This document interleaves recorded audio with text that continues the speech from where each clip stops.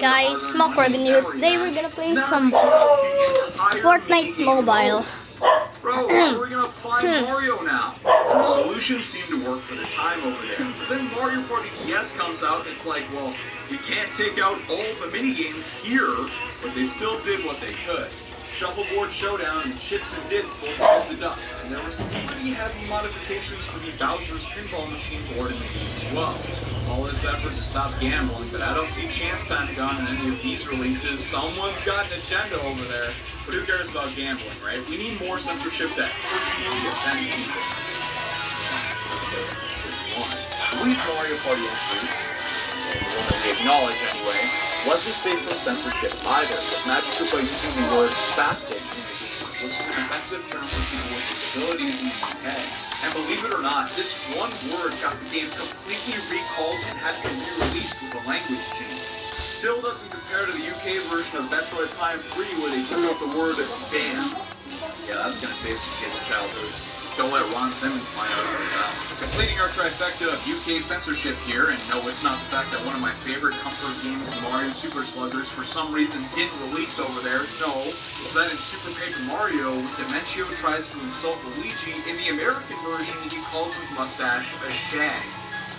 They changed this to calling him a pushover in the UK version. Ouch. There's lots of instances where spank is swapped out for other words as well. For some reason, they got it out for y'all in the UK now, I don't know. The 3DS, these are good buddy Ocarina of Time come back.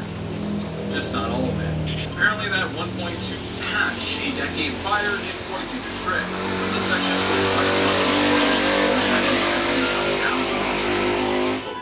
Sheik was toned in a different kind of way. There was a debate for a long time about what Sheik's gender would be, but now she's given many more feminine features. Princess Ruto, well, she had to get a redesign too, but come on, this isn't complete censorship. Someone's got to bring back that desperate for content tag. How about a game with a complete feature removed from its international release? Fire Emblem Fates, as controversial as it is known, had an interesting feature in the Japanese original that allowed you to interact with your party members through a petting mechanic. Yeah, this is something that happened. Oh, but how will I develop a deeper bond with the characters now? The Wii U, not having any of that good old Fire Emblem controversy goodness, had yet another marquee JRPG get some censorship in Xenoblade X. And oh boy, did they censor it. Adding fuel to the conspiracy theory fire that this project was last-minute emergency turned into Nintendo's main holiday 2015 game because they had like nothing else, is that they did everything possible to ensure they never got slapped with that M for mature rating. The fun slider was entirely removed. The big controversy involved this character, Lin Li. See, Xenoblade X allows you to customize your character's outfits, some being a bit more skimpy and revealing, but here's the thing. Lin is canonically 13 years old. Yeah, this shouldn't even be considered censorship, dude. I think it's common sense. Of course they should have changed her outfits outside of Japan. Is what I think anyone with a little bit of common sense would say. Unfortunately, when this was uncovered, there were a shocking number of people that were like, this censorship is bad, I don't want any changes to my Xenoblade. Letters threatening Nintendo of Japan to put their foot down and reverse the change. And to any of you, I'd probably recommend you be on a watch list. But sure, while not in this case, there are some instances where censorship can be bad and interfere with your enjoyment of a game. The Nintendo Switch is home to some of the craziest instances of this, but first, a salute to the consoles that didn't have enough content to make the cut. Man, no, not the DSi. Picto-chan, the good old days. Oh, look, the new 3DS!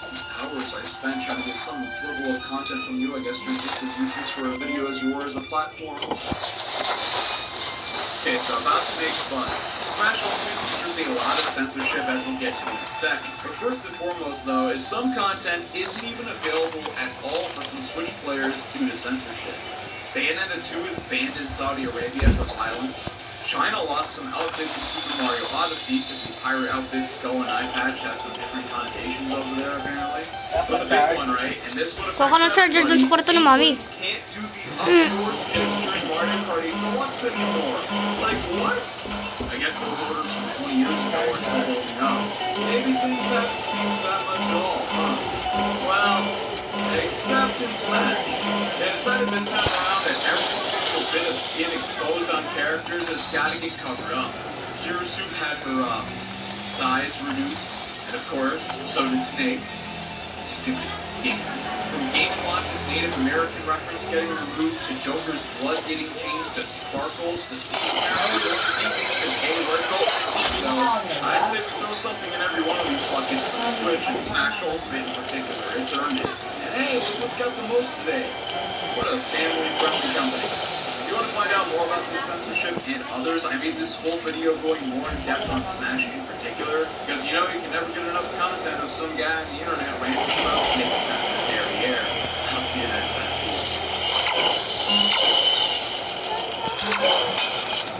Oh no.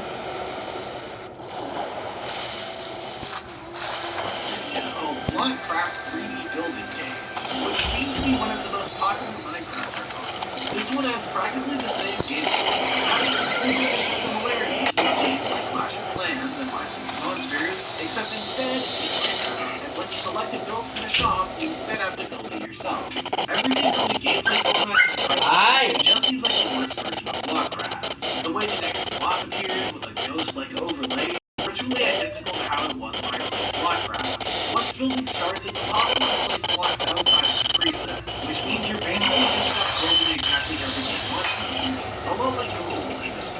The sensitivity is also very, very low. It's not enough to adapt to sway multiple times just to turn around. Luckily, there isn't any combat mechanics or enemies, so timing is Check mo si If I had Thanos, to use a word that would yung describe this MMC game's Moskov, controls, that would kung may Shibution. No, ayoko. flying to building is all just slightly slower than I feel it should be. And I get that. Don't worry, there's also an option to build on your own. However, that's also the cost of the block. Once you add blocks, Ay, nawa, meron sumay. Parang may dati the lang control for breaking blocks is really annoying. Instead of just holding down on the block like it would be in regular Minecraft, you instead have to switch to pickaxe mode. That extra button press, adding to the feeling of this game being slow. For some reason, every time you build, it switches back to pickaxe mode, which causes you to destroy what the game just told you to build.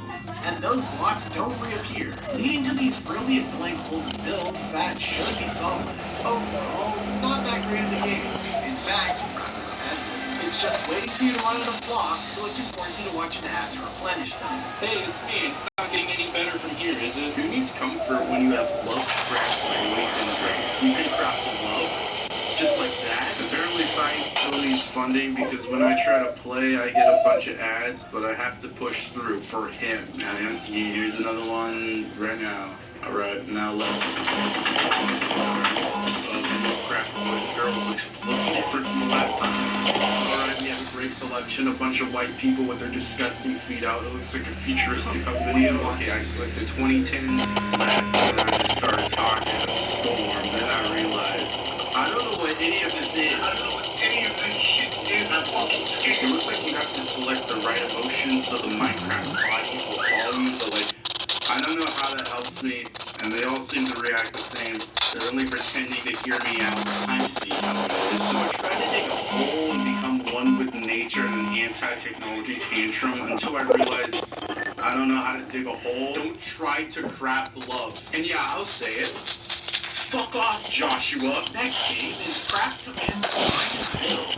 This game is really weird. You play as Steve from a top-down perspective and level up your base while recruiting piglins to attack zombies. Unlike the last one, this one isn't one ever-changing game, but instead being confined to levels. You need to set up a base, much like a tycoon except it resets every level. Then you have to kill zombies, free villagers, and charge into battle with your army. The game uses these really unfitting royalty-free sound effects, and it gives the whole game the same vibe as YouTube Kids videos, where the voices are not at all matching the characters. Every level you unlock a new mechanic to play with, a new element added to your base, which you can use to continue your conquest. The punishment for dying is exactly the same as it is in regular Minecraft. You lose everything you're holding, which in this game would be the iron and gold needed to continue leveling up your base. Upon level reset, all immediate progress is lost, forcing you to get back to building from square one.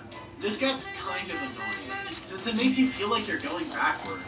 In later levels, mobs like Endermen start to spawn, but unlike the mobs in the actual game, they all just act like stronger and bigger zombies. This game also has skins, so you don't have to play as this weird misshapen Speed. Instead, you can be characters from other things, like the doll from Squid Game, various DC superheroes, Freddy Fazbear, Joker, and even Shrek. There are flags every few levels, and when you claim them, you get to see all the characters' T-pose, and it's very scary. Eventually, the game told me to tap on something I couldn't tap on as the game got soft-locked. Overall, where do I get out? Someone help, please. The next game we have is Craftman Go. This game seems to be a rip-off of Blockman Go, another game I covered in the last video. But once we actually get in the game, the execution seems to be quite different. Like, really different. Blockman Go follows a Roblox-like structure of different games, and Craftman Go does something similar, but distinct. The game immediately starts with a daily gift, encouraging children to make playing this game a daily habit. The game seems to be made up of 3 different game modes. Craft.io, Creative.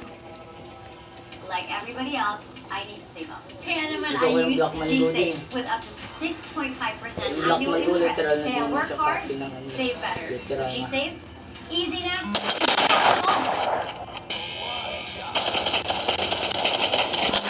Mode and escape hell. In Craft.io, or is it Craft Block World? The world may never know. You play as some bootleg version of Steve while attacking everyone around you. Wanting them down, truly only a monster would come up with this. Like many other escape.io games, it's incredibly obvious that the players you're fighting against aren't actually real. They have names of what it's supposed to be, but in reality, this game is crazy. With certain enemies having actual fun. So no, I'm not.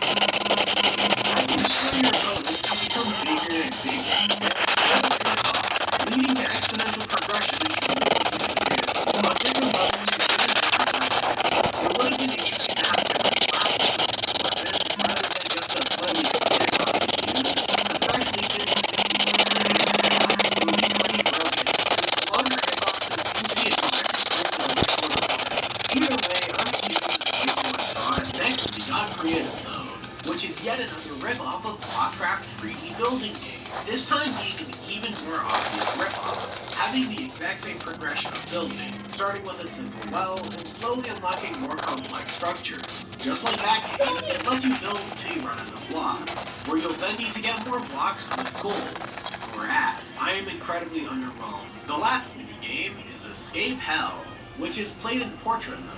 I'm 100% sure this is just another mobile game, but then again, most mobile games just rip each other off anyways. This seems to just be an endless runner type. Using the format, try to get as far as you can without dying, rather than being level or progression based. It's okay, but I can't leave. My guess is that the game hopes that by being 3 smaller games, it could pretend to be a much bigger one, which doesn't really work, but good try. This one is called Crafty Lands. This game is kind of ass. First of all, it requires an internet connection, which means it wants to give you ads. After picking a map, it just spawns me in the middle of nowhere and expects me to know it's it.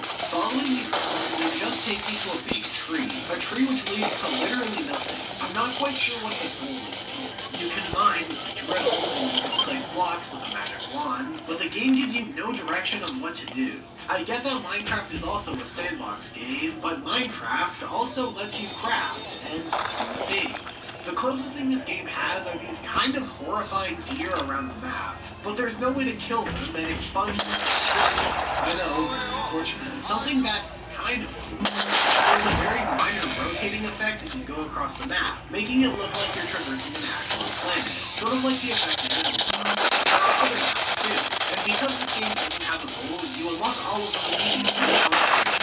And when you go there, you can experience the deep, enthralling gameplay of raking and placing rocks. I don't really know why this game exists. I guess ad money? Yeah, that's probably. Oh, cool. It's Fortnite Skull Trailer. I'm gonna buy this. Wait, what? They cost real money? Oh. What? Bakit ka sumasayaw? Parents' money. How pleasant. Thankfully, the game lets you try on other skins, rather than with a small box. But when it comes to actually getting them, sorry kid, you better cough up the dough. Overall, this game was mildly disappointing. I also got an ad for this other game, Minecraft, Blocky Craft, and I think it's really weird how other Minecraft ripoffs seem to be attaching themselves to other ripoff games, hoping that kids confuse them with the ad host or the recognizable pattern than anything else. The next game we're looking at is Monster Truck. This game is named something year 23, I don't really care. My name is Edgar Fly, and I have to pick a starter Pokemon. I'm going for Charmander. The cool thing in this game is that you actually get to design your monster yourself. Now that doesn't mean it's going to look good, because it isn't, but the fact that you can create your own monster at all is pretty cool. Aw, how cute. I'm going to name him Developers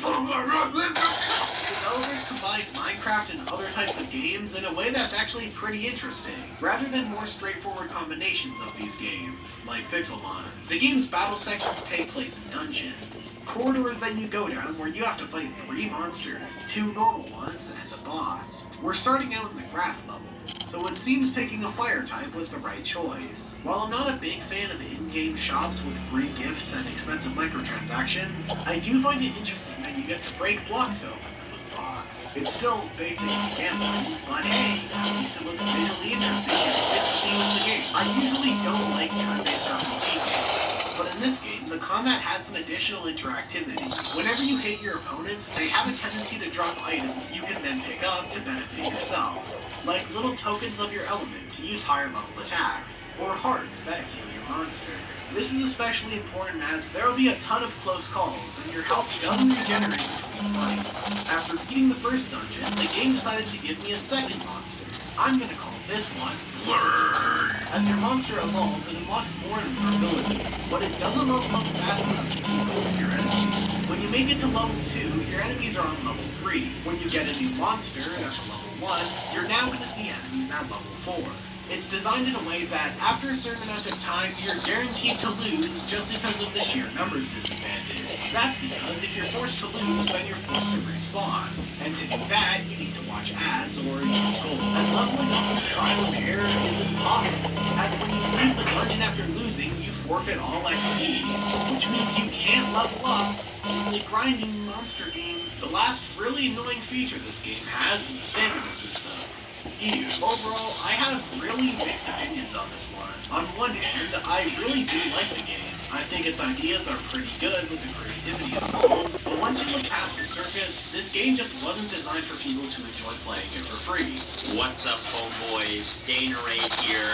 Terra and I have collaborated quite a bit, and recently I gave Terra the opportunity to voice a former PopCap employee in my video, The Tragic Demise of Plants vs. Zombies. Shameless plug? Yes.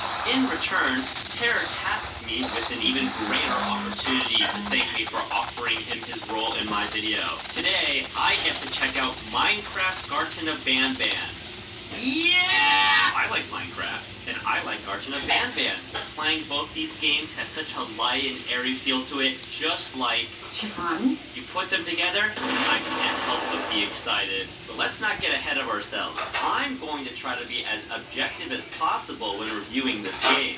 When booting up the game, you may notice that there are these non-removable ads placed at the top of the screen. To keep you guys engaged and not click off this video, I'll layer Subway Surfers gameplay over it. So we spawn in this primarily empty room, which, I get it, game development is hard. The best part of this game is easily the art direction.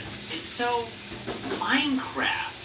Oh yeah, if you want to hunt for the lore in this game, every time you click on one of the notes, you'll have to watch an ad. I like money too. We walk down a long hallway and find Opila Bird. Better lock the door or else we go all the way back to the beginning. This game design decision harkens back to the NES days when there were no save features.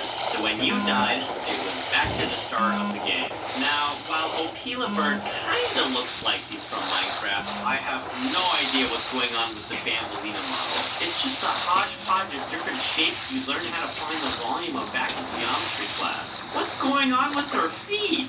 So, this recreation of Garten of Banban parallels that of Chapter 2, where Banbalina is just a massive I think it would have been a good opportunity to reimagine this considering the setting of the game is supposed to be a kindergarten. Maybe we could have learned a basic color like red, blue, orange, but what we have here is still adequate as we tackle tricky puzzles and navigate the complexities of A labyrinth with no exit, a maze with no prize. Overall, Minecraft Garten of Banban combines two of the greatest games by bringing the best of both worlds with top quality animation, unique characters, and more, all presented in a portable form factor primed to take over the gaming landscape. Back to you, Terror. The next game we'll be looking at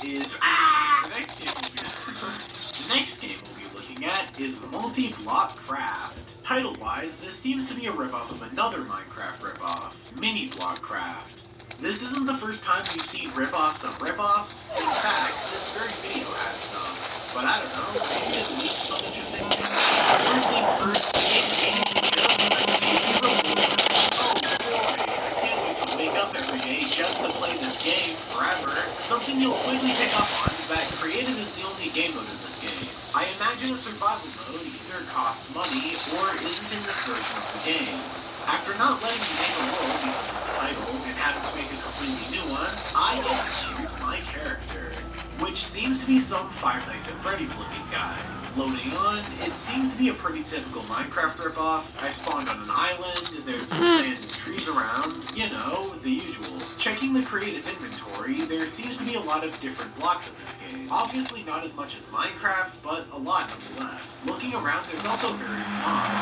You encounter different birds and hogs that you wouldn't find in Minecraft. This game seems to borrow a lot of aspects from the first video, called Survival Craft Part 1. Something interesting is that the mobs are still trying to attack you even in creative mode, while in the real Minecraft, they're passive. Of course, they can't kill you because you're in creative mode, but still, weird that they go after you. Dude! Go away! Leave me alone! Another interesting difference is that breaking blocks in creative mode actually drops a block, while in Minecraft it just breaks. Obviously, both games are still very similar, but at least it's attempting to be a different version of Minecraft. While I respect that they didn't copy Minecraft verbatim, it's very clear that it's a lot more interesting to point out the differences than the similarities. As yeah, they're different games, but not that much. Why are there so many hogs at my house? Get out! What do you guys What do you guys think? If you think it looks great, or if you think it looks completely wrong, make sure to comment, wow, that's a great house. I am very proud of you. As for this game, I think it's okay. Next is Ninja Sword Fight Game. This one's interesting. It doesn't brand itself as a Minecraft ripoff, and instead takes the more generic title of Ninja Sword. But that doesn't stop it from using Minecraft for all of its visuals, so it still counts. It takes the form of a pretty generic mobile game. So generic, in fact, that I've even covered a game just like this before. You basically fly through the air with a sword and try to kill all the enemies. In the one I played before, the characters were all FNAF and Undertale branded stickmen. But here, they're Minecraft characters. I think the reason the developers chose to base their visuals off of Minecraft is for two reasons. Firstly, branding. Minecraft is a popular game, so it makes sense to piggyback off of its art style, because it makes designing skins for the game really easy. All they have to do is go to Skindex or any other Minecraft skins website and just yoink design. This also streamlines the skin system, which is pretty much the entire reason this game exists. You have to watch ads for skins. You have to play the game.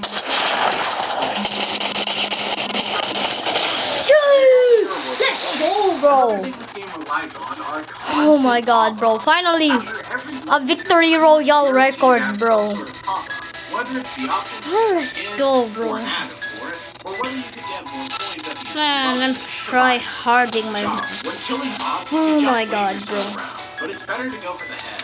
But that's really the only strategy this game has. I guess you could use your sword to block arrows from skeletons, but generally I was able to play this game with Finally, bro.